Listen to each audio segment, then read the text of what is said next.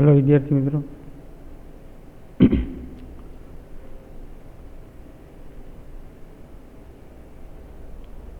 स्वाध्यायना दाखलामां આગળ વધતા જઈએ।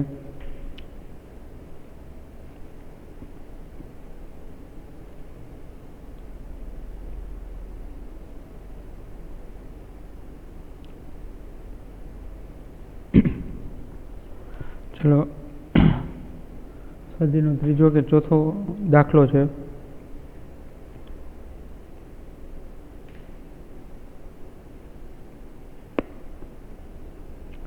जो शू आपेलू है कि 1 ओहम 2 ओहम और 3 ओहमना अवरोधों श्रेणी में जोड़ेला है।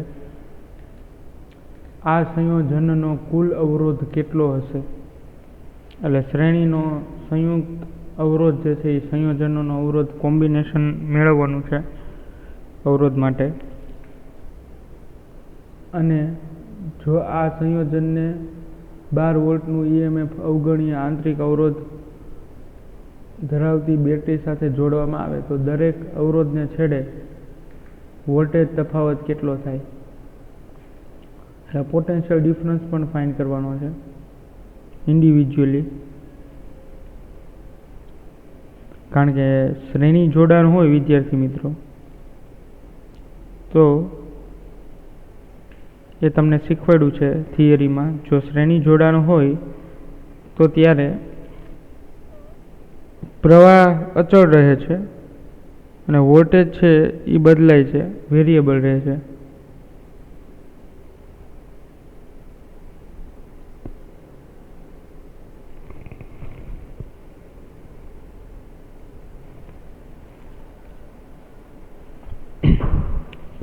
लखीए आपणे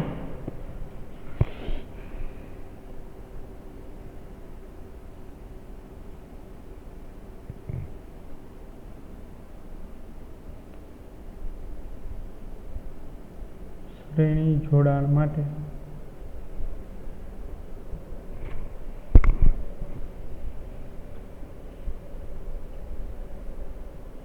प्रवाह अचल अने वोल्टेज बदलाय।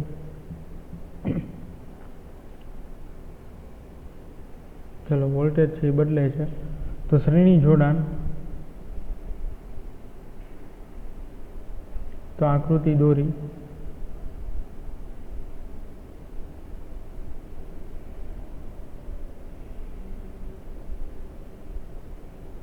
अवरोध नो संज्ञा है R1 R2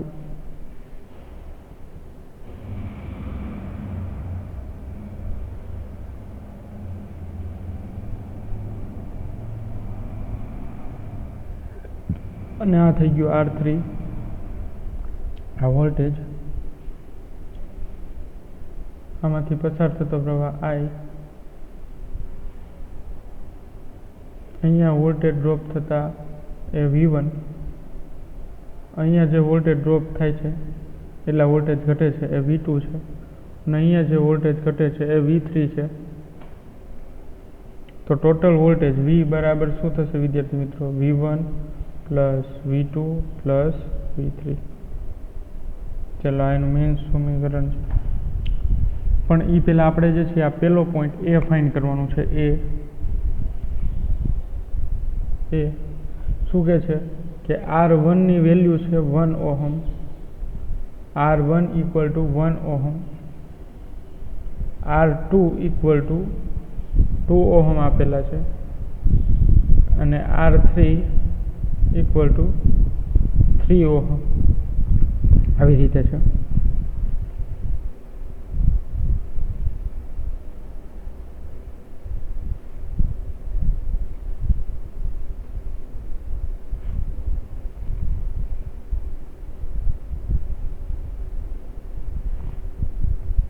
one ohm 2 ohm and 3 ohm. चलो हवे एने जे छे आपणे संयोजन संयुक्त संयोजन मेळवવાનું છે એટલે શ્રેણીમાં तो અહીં લખવાનું અવરોધોનું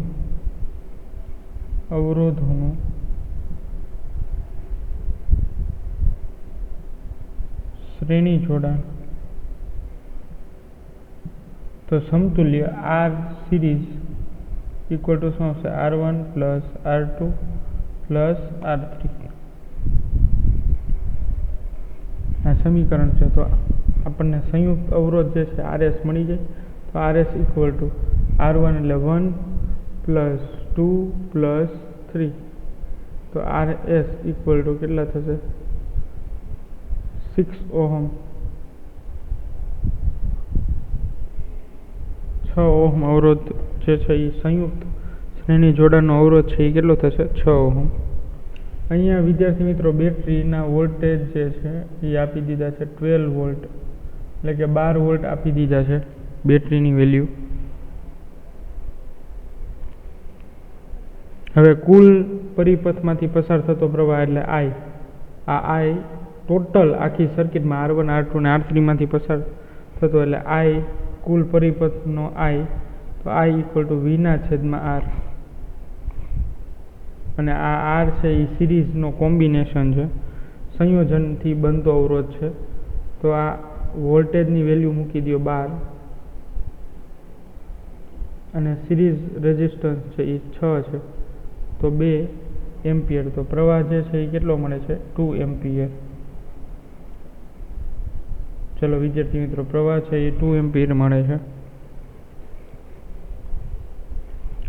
હવે દરેક અવરોધમાં કેટલા વોલ્ટેજ ડ્રોપ થાય ને એ મેળવવાનું છે B માટે. જો આ B ઓપ્શન છે અવરોધને છેડે વોલ્ટેજ તફાવત કેટલો થાય તો એ જોઈએ આપણે.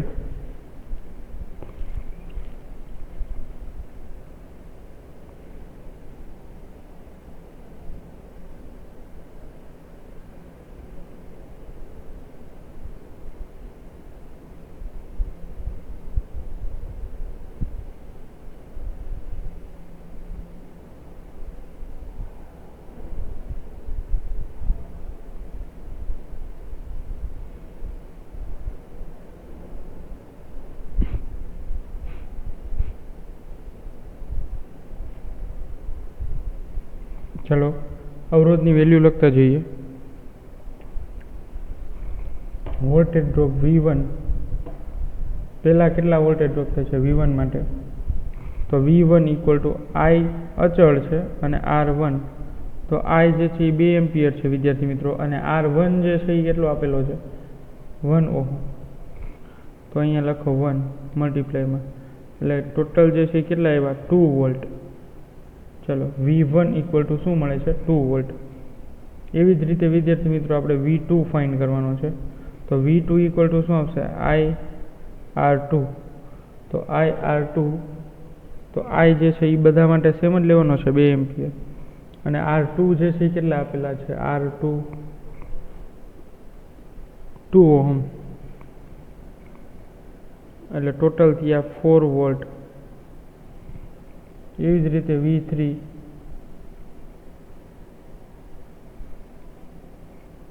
IR3 એટલે 2 ઇન્ટુ 3 ઓહમ આપેલા છે તો 2 ઇન્ટુ 3 એટલે 2 3 6 વોલ્ટ એટલે 6 વોલ્ટ આનો આન્સર આવશે. તો ટોટલ જે છે વિદ્યાર્થી મિત્રો અહીંયા સરવાળો કરો તો 2 વોલ્ટ 4 વોલ્ટ અને 6 વોલ્ટ તો ટોટલ 12 વોલ્ટ થઈ ગયા. તો અહીંયા આપણો દાખલો છે એ સાચો છે. અહીંયા ત્રણેયનો સરવાળો કરો એટલે 12 વોલ્ટ આવે. તો 12 વોલ્ટ જ અહીંયા આપેલા છે એટલે આનો મિનિંગ શું થયો V1 એટલે અહીંયા વોલ્ટેજ ડ્રોપ તમારે કેટલા થાય છે 2 વોલ્ટ. ચલો અહીંયા કેટલા વોલ્ટેજ ડ્રોપ થાય છે 4 વોલ્ટ અને અહીંયા કેટલા વોલ્ટેજ ડ્રોપ થાય છે તો કે વિદ્યાર્થી મિત્રો 6 વોલ્ટ. તો એક વસ્તુ વિદ્યાર્થી મિત્રો તમે માર્કિંગ કરી કે જેમ અવરોધ વધશે એમ ત્યાં વોલ્ટેજ ડ્રોપ વધારે થશે. વોલ્ટેજ ડ્રોપ જે છે એ વધારે થશે એટલા વધારે વોલ્ટેજ ત્યાં ઘટશે. સમજાય છે વિદ્યાર્થી મિત્રો? અવરોધ વધે તો વોલ્ટેજ ડ્રોપ પણ વધશે.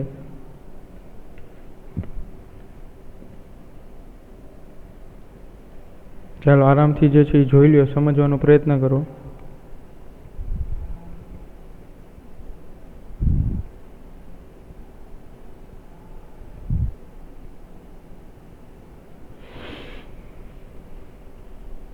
ચલો આર વધે, વી ઘટે, વી વધે એટલા વોલ્ટેજ વધારે ડ્રોપ થશે. ડ્રોપ થશે મીન્સ એટલા વોલ્ટેજ ત્યાં વધારે સોર્સમાંથી વધારે ખેંચાશે. ચલો, અને જ્યારે શ્રેણી જોડાણ હોય ત્યારે આ જ મેઇન છે વિદ્યાર્થી મિત્રો. જો આ સેન્ટેન્સ તમને ખબર ના હોય તો આપણે પ્રોબ્લેમ સોલ્વ થાય નહીં, દાખલો સોલ્વ થાય નહીં. શ્રેણી જોડાણ હોય ત્યારે પ્રવાહ I આખા સર્કિટનો કોન્સ્ટન્ટ લેવાનો છે અને વોલ્ટેજ જે છે એ એના અવરોધ ઉપર આધાર રાખશે. વોલ્ટેજ છે એ કોના ઉપર આધાર રાખશે તો કે અવરોધ ઉપર. બાકી પ્રવાહની વેલ્યુ ફિક્સ થઈ ગઈ. સપોઝ કે XYZ તરીકે તમે લ્યો કે 5 એમ્પિયર, તો પ્રવાહ 5 એમ્પિયર ફિક્સ જ રહેશે. જેમ કે આ સમની અંદર આપણે 2 એમ્પિયર ફિક્સ રાખેલા છે તો એ 2 એમ્પિયર ફિક્સ જ રહેશે. પછી એ અવરોધ ઉપર આધાર રાખશે કે અવરોધ જુદા જુદા હશે તો એ જુદા જુદા વોલ્ટેજ ત્યાં ડ્રોપ થશે.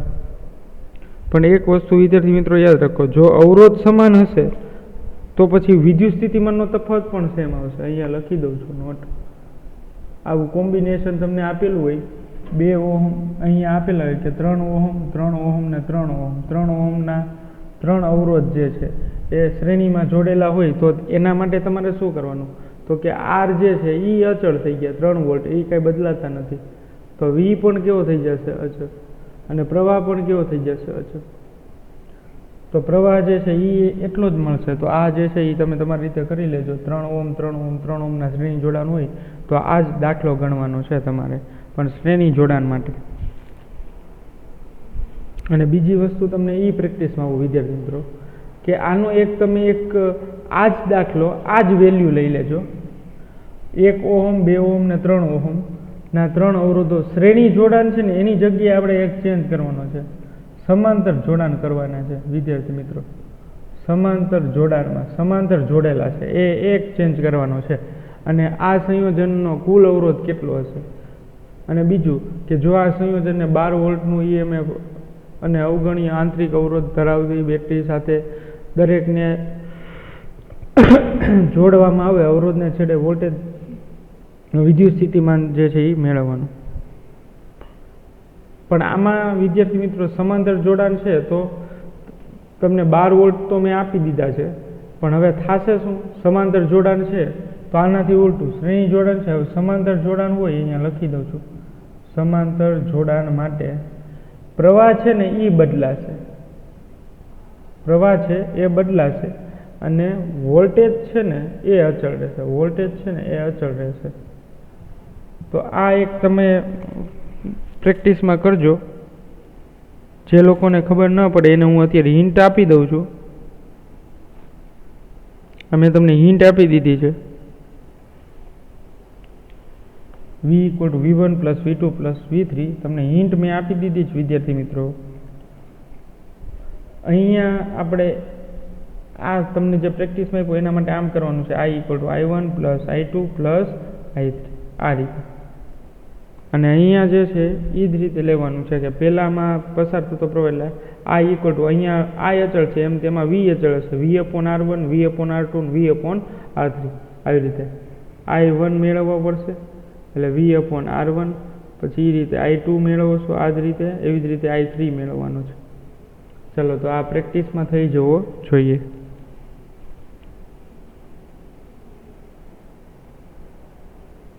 જેમ તમે પ્રેક્ટિસ કરશો ને વિદ્યાર્થી મિત્રો એમ તમારે વધારે જે છે એ સ્પીડ આવશે અને ટાઈમ છે એ ઘટશે.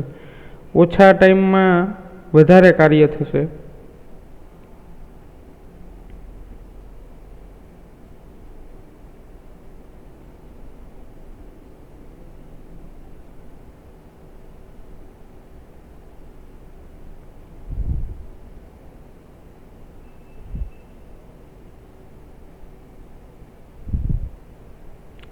ચલો, ત્યારબાદ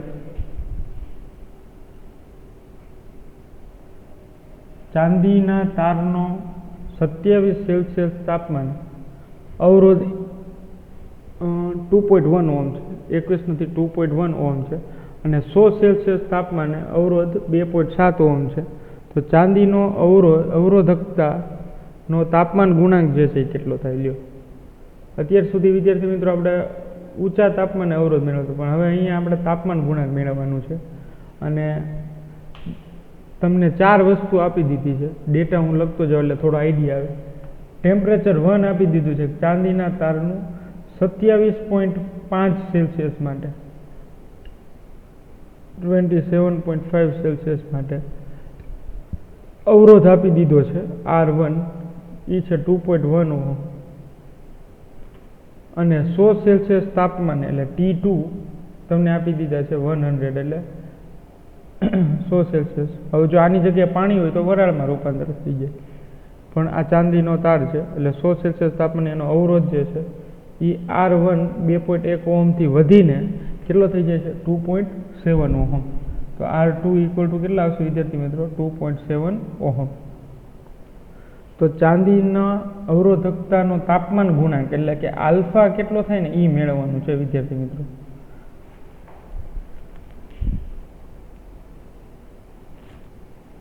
ચલો આલ્ફા મેળવવાનો છે.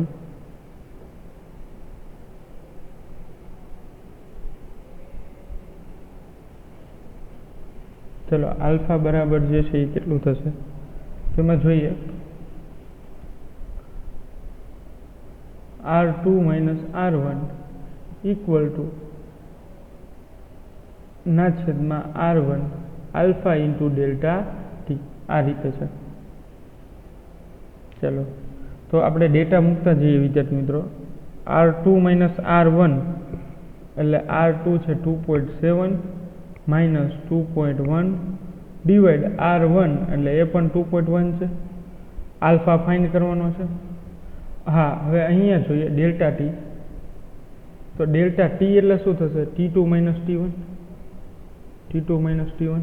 પહેલાં આનું સિમ્પ્લિફાઈ કરી એટલે 0.6 થશે, 2.7 માંથી 2.1 છે એટલે 0.6 divide 2.1 equal to alpha T2 એટલે 100 minus 27.5 Celsius, 100 Celsius minus 27.5 Celsius. આની આપણે કેલ્ક્યુલેશન કરી લઈએ.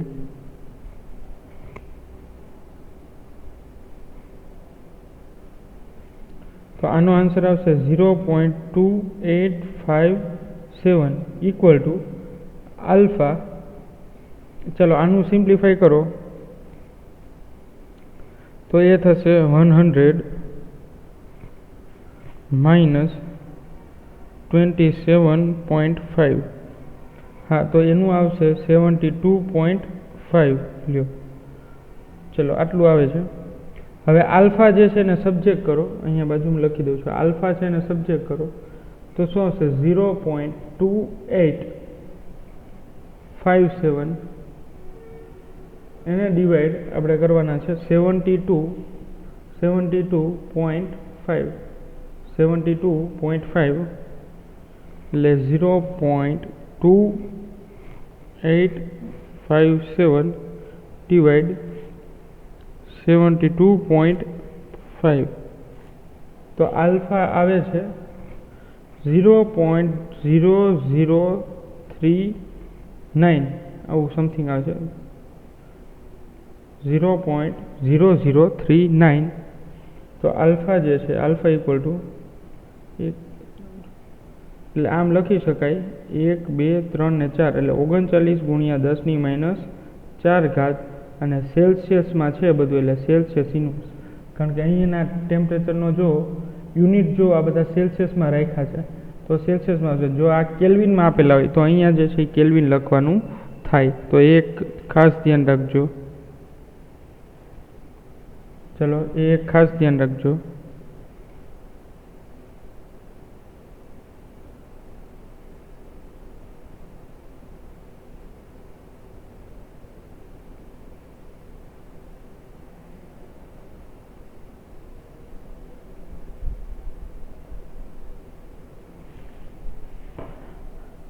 Alpha equal to 39. હવે અહીંયા તમે 40 કરી નાખો તો બી ચાલશે. 40 ઇન્ટુ 10⁻⁴ સેલ્સિયસ ઇન્વર્સ.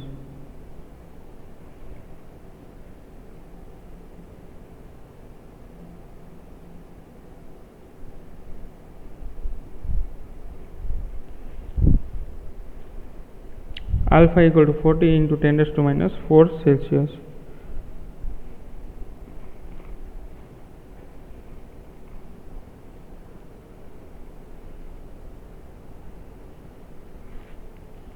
હવે વિદ્યાર્થી મિત્રો આ જ દાખલો છે એ તમને પ્રેક્ટિસ માટે આપી દઉં, ચેન્જીસ કરી દઉં.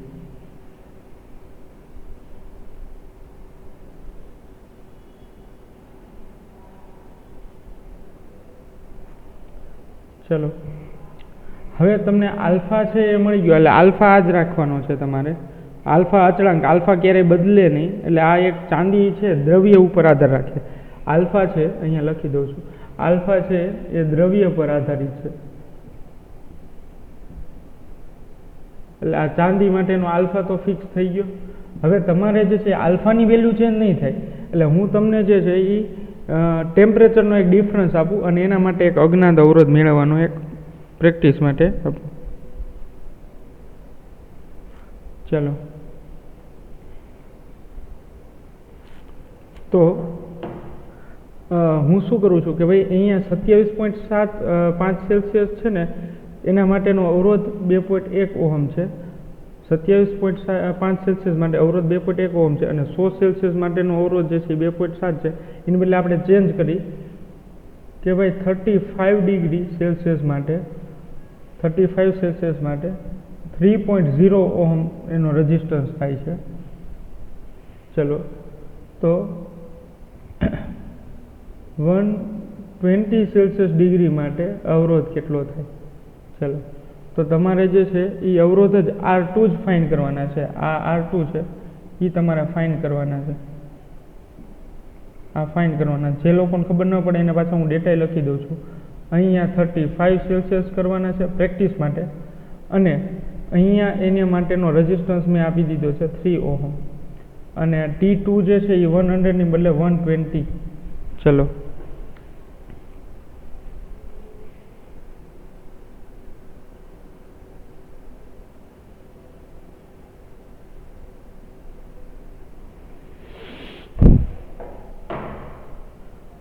ચલો તો આપણે જે છે એ આ રેઝિસ્ટન્સ જે છે એ મેળવવાનું છે તમારે પ્રેક્ટિસમાં.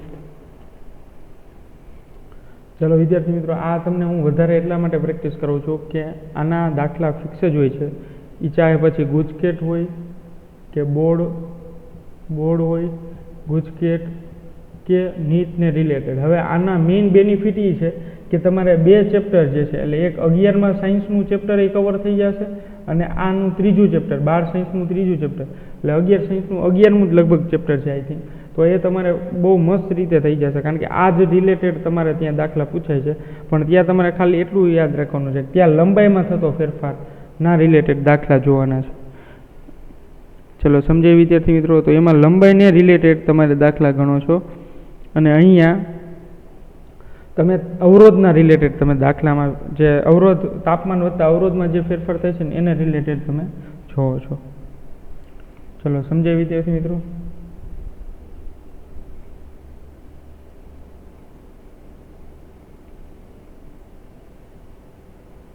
પછી એક દાખલો છે એ મારે તમને પ્રેક્ટિસમાં આપવો છે.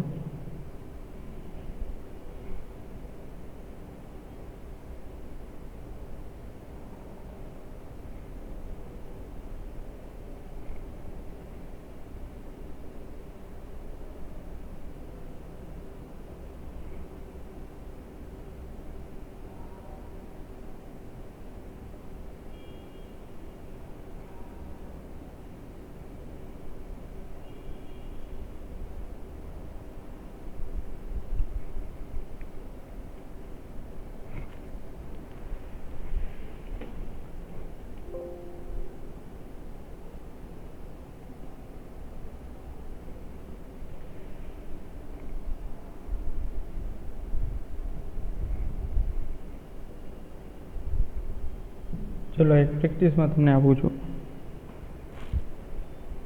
જે નીટમાં પૂછાઈ ગયું છે એના માટેનો એક પ્રેક્ટિસમાં આપું છું.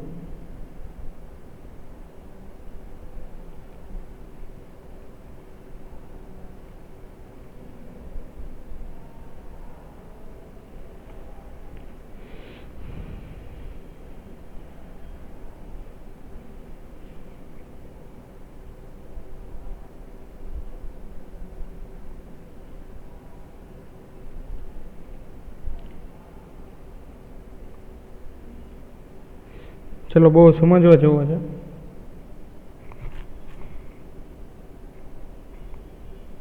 ખાસ સમજો. એક તમને ડાયાગ્રામ આપેલો છે, નીટમાં પૂછાઈ ગયો છે એટલે ખાસ સમજો. આ ડાયાગ્રામ આપેલો છે.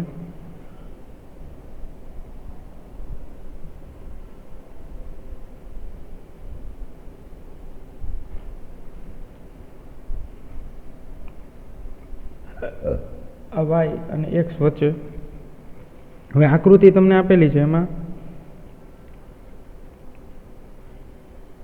1.5 અને 3 અવરોધ ધરાવતા અનુક્રમે એ બી અને સી વોલ્ટમીટર જોડેલા છે.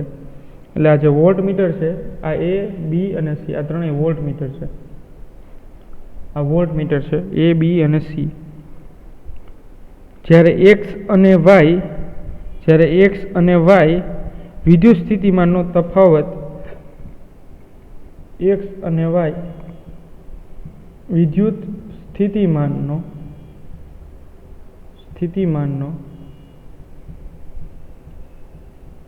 તફાવત એક્સ અને વાય વિદ્યુત સ્થિતિમાનનો તફાવત આપેલો છે. તો એ બી અને સી ના અવરોધોના અવલોકનો VA VB અને VC મળે. તો VA VB અને VC વચ્ચેનો સંબંધ મેળવવાનો છે. વચ્ચેનો સંબંધ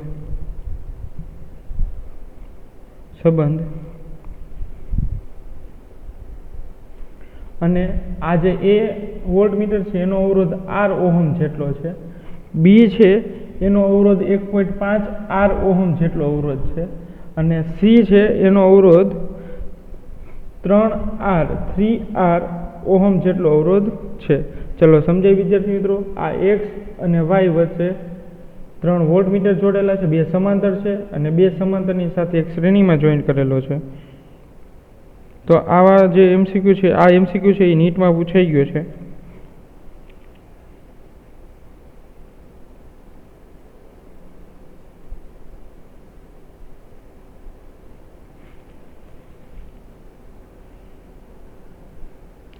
તો ચાલો તમને કરાવી દઉં. આ બી અને સી એ સમાંતર અવરોધ છે. સમાંતર અવરોધ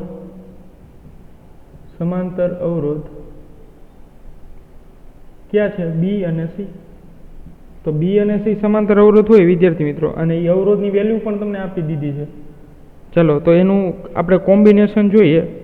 સમતુલ્ય અવરોધ તો R1 R2 ના છેદમાં R1 પ્લસ R2 આવું આવે છે. સમતુલ્ય અવરોધ RBC, બી અને સી વચ્ચેનો સમતુલ્ય અવરોધ RBC બરાબર શું આવશે? R1 એટલે 1.5R ઇન્ટુ 3R ઓહમ છે. અને નીચે એ બેનો સરવાળો એટલે 1.5R પ્લસ 3R. ચલો તો RBC સમતુલ્ય અવરોધ શું થશે? ચલો 1.5 મલ્ટીપ્લાય એટલે 15 થી 45, પણ વચ્ચે પોઈન્ટ છે એટલે 4.5 ઓહમ R ઓહમ જેટલો અવરોધ થશે. અને આ જે છે એ એટલું જ થશે 4.5R. સરવાળો છે એટલે સેમ જ થશે. RR cancel. તો RBC સમતુલ્ય અવરોધ જે છે બી અને સી વચ્ચેનો કેટલો મળે છે? R. અને વિદ્યુત સ્થિતિમાન જે છે, હવે આનું જે છે એ નવી સર્કિટ કઈ રીતે થશે? જોજો અહીંયા આ એક્સ પોઈન્ટ છે, આ જ સર્કિટ હું નીચે અહીંયા ડ્રો કરું છું. કોમ્બિનેશન કર્યા બાદ આ એક્સ પોઈન્ટ છે. એક્સ પોઈન્ટથી આગળ જુઓ તમે તો એક એ વોલ્ટમીટર છે કે જેનો અવરોધ R છે. પછી આ બીજું બી છે, એનો અવરોધ પણ R છે, બી અને સીનો સમતુલ્ય. તો આ જે વોલ્ટમીટર છે એનો સમતુલ્ય અવરોધ જે છે એ કેટલો છે? R જેટલો. R છે એ સમતુલ્ય છે. એમાં બી અને સી બંને આવી ગયા. અને પછી ડાયરેક્ટ પોઈન્ટ આપી દીધો છે પાઈ.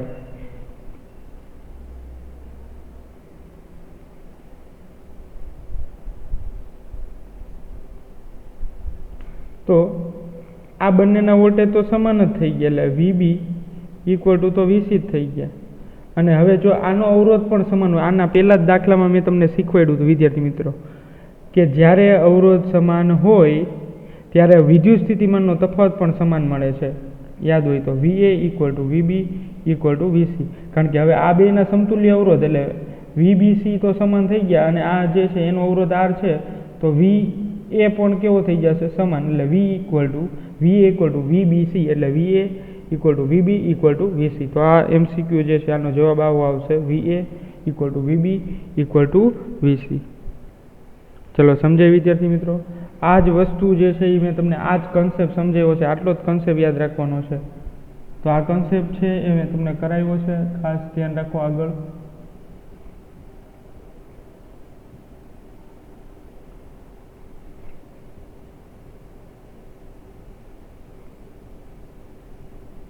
ચલો આ કન્સેપ્ટ છે એ તમને કરાવેલો છે, જો ધ્યાનથી. અહીંયા લખી દીધું છે નોટમાં અલગથી કે R અચળ, V અચળ અને પ્રવાહ અચળ. સમજાય વિદ્યાર્થી મિત્રો? જો બંનેના જે વોલ્ટમીટર છે એ બધાના અવરોધ સમાન જ હતા, VA, VB અને VC સમતુલ્ય, તો પ્રવાહ પણ સમાન મળે અને વોલ્ટેજ પણ સમાન મળશે. ચલો હવે પ્રવાહનું તમને જો પૂછવું હોય તો પ્રવાહ પણ સમાન જ મળે. એટલે IA = IB = IC. અને ઓમે શ્રેણી જોડાણ છે. તમે જુઓ સર્કિટ જુઓ, આખી નીટમાં પૂછાઈ ગઈ છે એની આપણે જે વાત કરતા હતા એ. ચલો આમાં સર્કિટ જુઓ તો આ હવે સમતુલ્ય થઈ જાય, આ બે સમતુલ્ય થઈ જાય, એટલે હવે આ થઈ ગયા ને શ્રેણી જોડાણ. તો શ્રેણી જોડાણમાં તો ઓમે પ્રવાહ સમાન હોય, એટલે પ્રવાહ તો ઓમે સમાન, પણ મેઇન વસ્તુ વોલ્ટેજની હતી. તો વોલ્ટેજમાં બધું સમાન શા માટે થાય? કારણ કે અવરોધ, વોલ્ટમીટરનો અવરોધ જે છે એ કેવો છે? સમાન. તો આના પહેલા દાખલામાં જ આપણે આ પોઈન્ટની ચર્ચા કરી, પછી જ આ મેં તમને નીટ માટે કરાવ્યું. એટલે કન્સેપ્ટ છે ને વિદ્યાર્થી મિત્રો, એ જરૂરી છે. કન્સેપ્ચ્યુઅલ તમે જો લર્નિંગ કરતા છો તો તમારે કાંઈ પ્રોબ્લેમ થશે નહીં.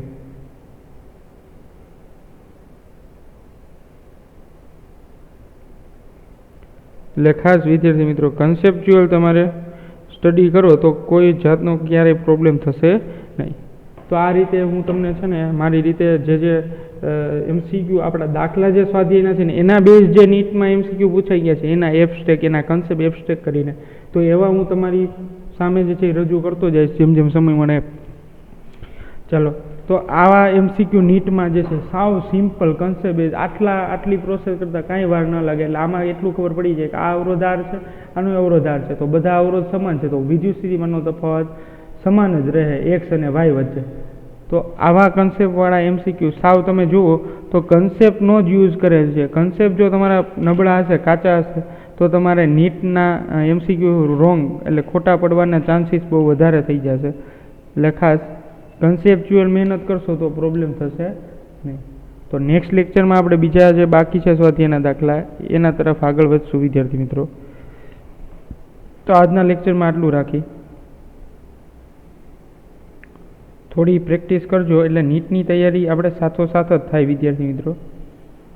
અને નીટની એક્ઝામ તો લેવાશે જ. આવી કોરોના પેન્ડેમિક એટલે મહામારી હતી એ દરમિયાન પણ જે છે એ એક્ઝામ લઈ લીધી છે.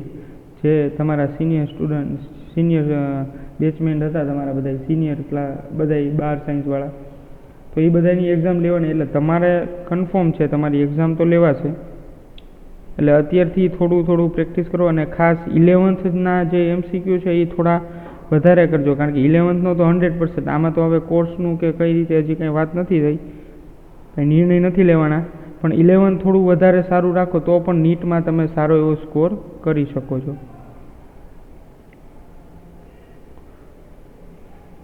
ચાલો.